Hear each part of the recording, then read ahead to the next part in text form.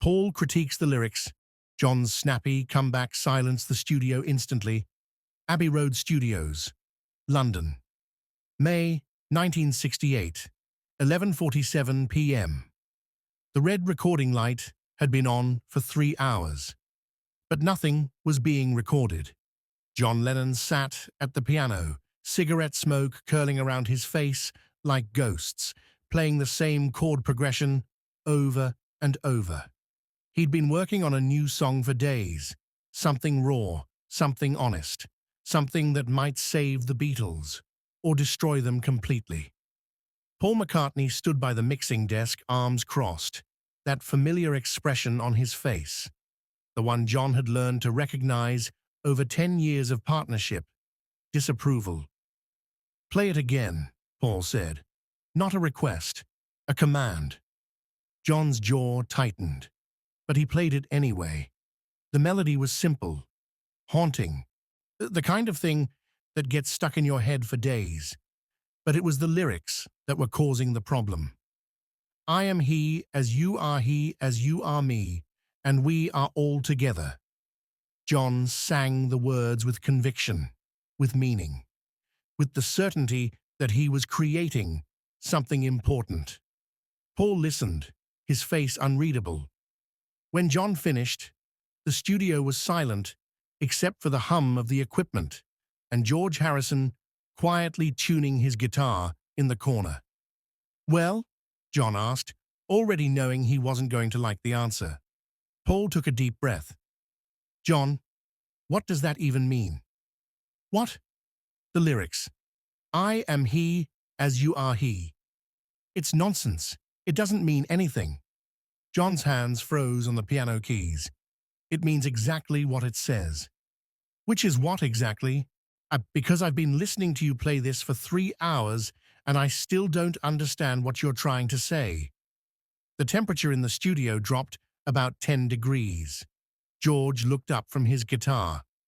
Ringo, who'd been half asleep on the couch, was suddenly wide awake, because they both knew what was coming. John and Paul were about to have one of their arguments, and when John and Paul argued, nobody won. It hadn't always been like this. There was a time when John and Paul could finish each other's sentences, when they'd write songs together in hotel rooms and laugh until they cried, when they trusted each other's instincts completely. But that was before the fame got too big, before the egos got too fragile, before Yoko, before Linda, and before the business deals and the creative differences and the 1,000 tiny cuts that slowly killed partnerships. Now, every session felt like a battle. Paul wanted structure, melody, songs that made sense, music that people could understand and sing along to. John wanted chaos, experimentation, art that challenged people, music that made them think instead of just feel. "The lyrics are supposed to be abstract," John said, his voice tight with controlled anger. "They're supposed to make you question what they mean." "Abstract is one thing," Paul shot back. "Gibberish is another." "It's not gibberish." "Then explain it to me. Explain what I am the Eggman means." "It means whatever the listener wants it to mean. That's the point." Paul laughed, but it wasn't a friendly laugh. "That's convenient, isn't it? You can write anything, no matter how meaningless, and call it art because it's open to interpretation." John stood up from the piano, slowly, deliberately. "You want to know what it means, Paul? Really?" "Yes, I really do. It means I'm tired of writing songs that sound like they came from a greeting card. It means I'm tired of pretending that everything is sunshine and holding hands. It means I'm trying to create something that actually matters instead of just something that sells." The words hung in the air like smoke. Paul's face went red. "Are you saying my songs don't matter?" "I'm saying your songs are safe, and I'm done playing it safe." "Hey, before we continue with this incredible story, I need to give you an important warning. Many subscribers have reported that YouTube has removed their subscriptions without notice. And just take a quick look at the red button below to make sure you're still subscribed to the channel. I don't want you to miss any of the exclusive content that's coming up. And while you're there, leave that powerful like that helps me a lot with the algorithm. Oh, and tell me in the comments, which city are you watching from? I love getting to know every amazing person who is part of this community. Your participation makes all the difference. Let's interact. George finally spoke up.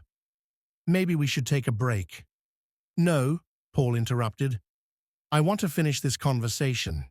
John thinks my songs are safe and meaningless. I want to hear more about that. I didn't say meaningless. You implied it. I implied that they're commercial, which they are, and there's nothing wrong with that. But don't criticize my work for being experimental when yours is designed to be played on the radio. Paul walked closer to the piano, close enough that John could see the anger in his eyes.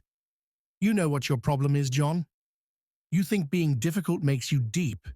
You think if people don't understand your lyrics, it must be because you're too smart for them. And you think being obvious makes you accessible. At least people can connect with what I write.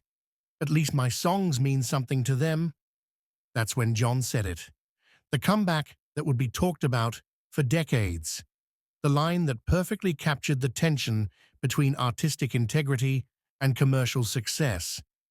John looked Paul directly in the eyes and said, with perfect calm, "Your songs mean something to them because you tell them exactly what to feel.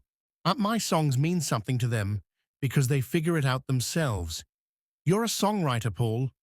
I'm an artist. There's a difference." The studio went completely silent. George's mouth fell open. Ringo looked like he wanted to disappear.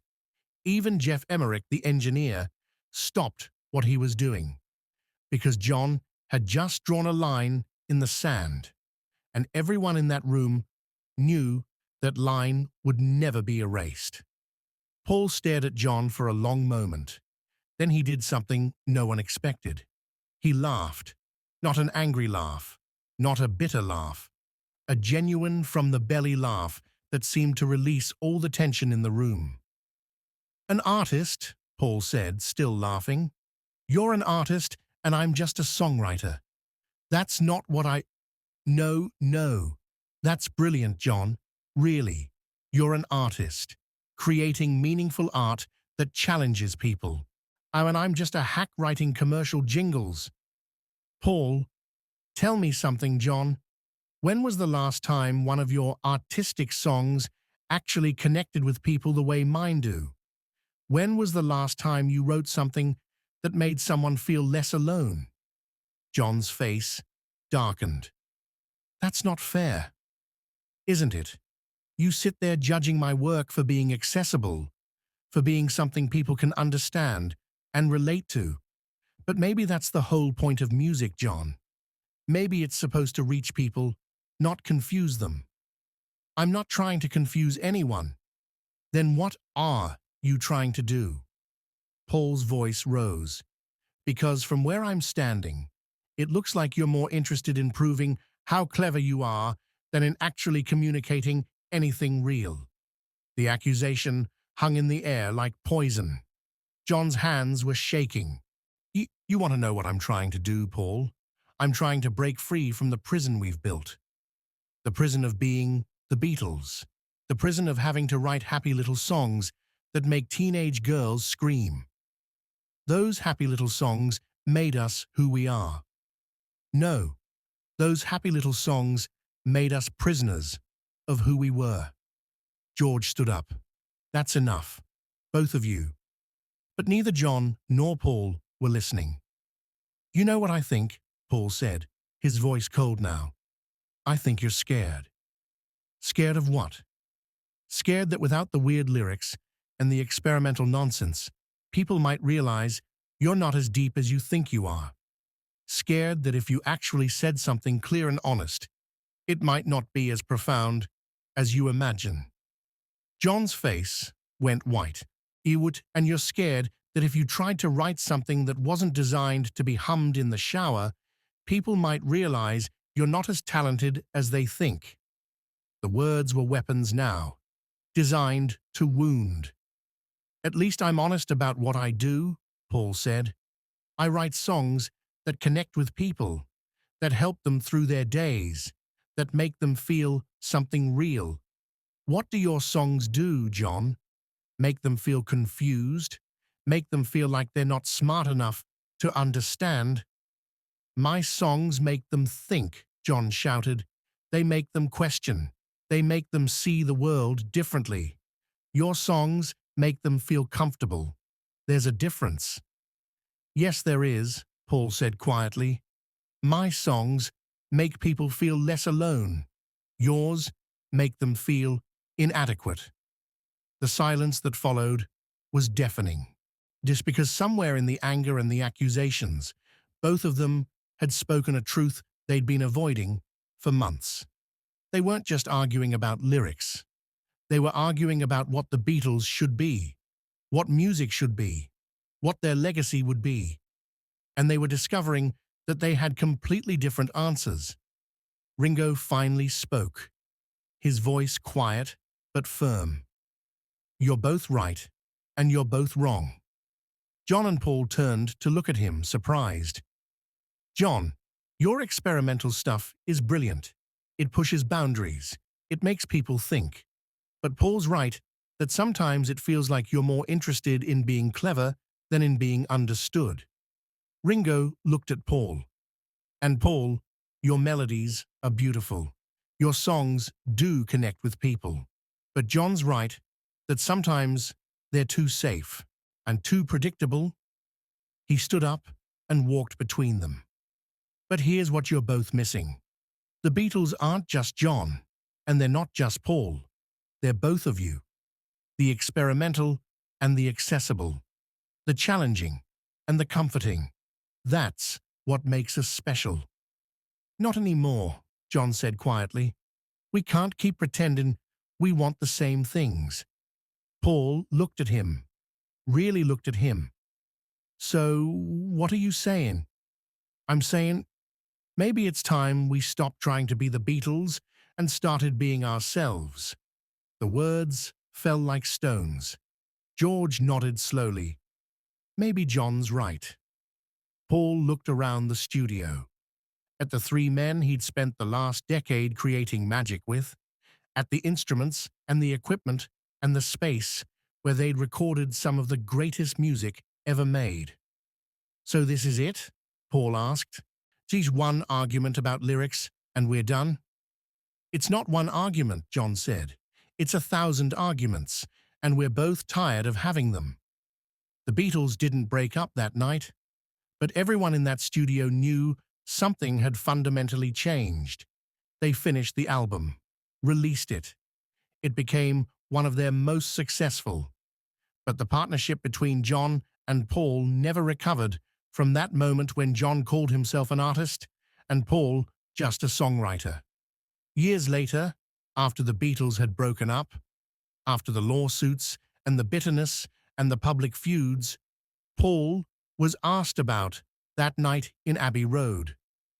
John said, I was a songwriter and he was an artist, Paul recalled. And you know what? It hurt.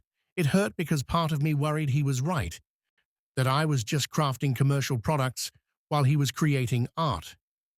But then I realized something. Songs that help people through their days, that make them feel less alone, that give them comfort, that is art. Maybe it's not as flashy or experimental as what John was doing, but it matters just as much. John, in one of his final interviews before his death, was also asked about that night. I told Paul he was a songwriter and I was an artist, John said. It was one of the cruelest things I ever said to him. Because the truth is, Paul McCartney is one of the greatest artists I've ever known. He just expresses it differently than I do. I was so obsessed with being seen as deep and meaningful that I couldn't appreciate what Paul was doing, writing songs that actually helped people, That's harder than writing something deliberately obscure. The comeback that silenced the studio that night, "You're a songwriter, I'm an artist," became emblematic of everything that tore the Beatles apart. The belief that there was only one right way to make music, the inability to appreciate different approaches to the same goal, the pride that prevented two brilliant artists from seeing that they needed each other.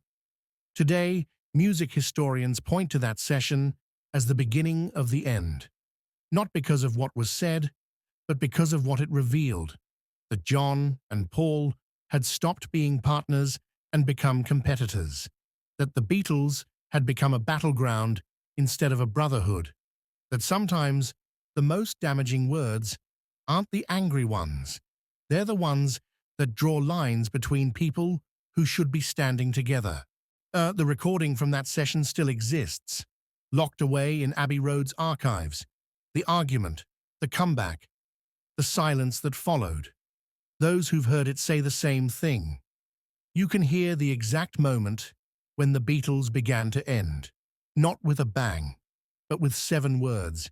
"You're a songwriter, I'm an artist. There's a difference." The end. If this story about pride, partnership, and the cost of competition moved you, subscribe and hit that like button. Share this with someone who needs to hear that different approaches to the same goal don't have to be enemies. What creative partnership have you seen destroyed by ego? Tell us in the comments below.